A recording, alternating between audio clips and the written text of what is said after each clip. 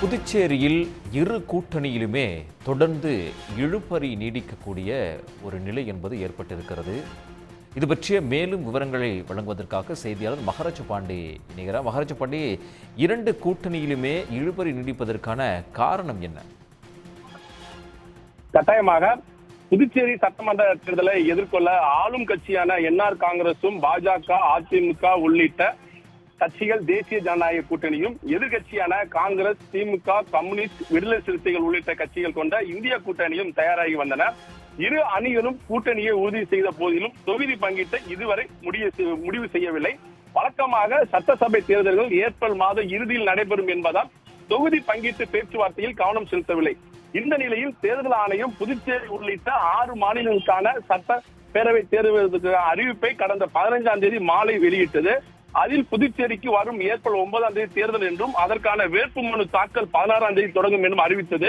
தேர்தல் ஆணையத்தின் இந்த அதிரடி அறிவிப்பு புதுச்சேரி அரசியல் கட்சிகளுக்கு கடும் நெருக்கடியை ஏற்படுத்தியது. மனு தாக்கல் தொடங்கி 2 நாள் முடிந்த நிலையில் சிறிய கட்சிகள் கூட என ஒருவர் கூட மனு தாக்கல் செய்யவில்லை. மனு தாக்கலுடன் இன்று புதன்கிழமை சேர்த்து மொத்தம் 6 நாட்கள் உள்ளன. அதில் 21ஆம் தேதி ரம்ஜான் அரசு விடுமுறை, 22ஆம் தேதி ஞாயிற்றுக்கிழமை வார விடுமுறை. அதனால் மனு தாக்கலுக்கு அலுவலக நாட்களாக 4 நாட்கள் மட்டுமே உள்ளது. ஆனால் களத்தில் உள்ள பிரதான தேர்தல் அணிகளான தேசிய ஜனநாயகம் மற்றும் இந்திய கூட்டணி கட்சிகளுக்கு இடையே தொகுதி பங்கீட்டு பேச்சுவார்த்தையில் தொடர்ந்து இழுபறி நீடித்து வருகிறது. இதனால் அனைத்து பிரதான கட்சிகளும் நெருக்கடி சூழ்நிலையை சமாளிக்க முதலில் மாநிலத்தில் உள்ள 30 தொகுதிகளுக்கும் மனு தாக்கல் செய்ய முடிவு எடுத்துள்ளது. அதன் பிறகு மனுக்கள் வாபஸ் வரும் இறுதி நாளான 26ஆம் தேதிக்குள் கூட்டணி கட்சிக்குள் தொகுதி பங்கீட்டு பேச்சுவார்த்தையை முடிப்பது என திட்டமிட்டுள்ளது. பேச்சுவார்த்தையில் நல்ல முடிவு ஏற்பட்டால் கூட்டணி கட்சிகளுக்கு ஒதுக்கப்பட்ட தொகுதிகளில் தங்கள் கட்சி சார்பில் தாக்கல் செய்த மனுக்களை வாபஸ் பெறவும் திட்டமிட்டுள்ளது. இதனால் அனைத்து பிரதான கட்சிகளும் தங்களுக்கு வெற்றி வாய்ப்பு உள்ள அனைத்து தொகுதிகளிலும் மனு தாக்கல் செய்வதற்கு ஆயத்தமாகி வருகிறது. அதில் முதல் கட்டமாக திமுக இன்று மனு தாக்கல் செய்கிறது. புதுச்சேரியில் 6 திமுக எம்எல்ஏக்கள் உள்ளன. 6 திமுக எம்எல்ஏக்களும் தேர்தலில் போட்டியிட இருப்பதால் அவர்கள் இன்று மதியம் 12 மணிக்கு வேட்புமனு தாக்கல் செய்ய உள்ளனர். காங்கிரஸ் கட்சியினர் நாளை மறுநாள், அதாவது வெள்ளிக்கிழமை மனு தாக்கல் செய்ய திட்டமிட்டுள்ளனர்.